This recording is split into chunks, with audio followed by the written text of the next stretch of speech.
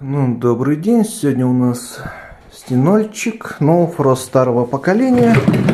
Издавал страшные звуки, долбился и перестала морозить нормальная морозилка. В итоге вентилятор сам заглох.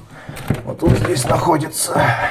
Вся причина в том, что опять-таки забилось сливное отверстие, вот такой лед, и вентилятор просто заклинило по итогу после долбежки. Ремонт просто разморозить.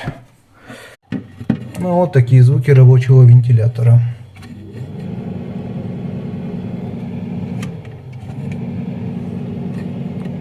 Поставь лайк.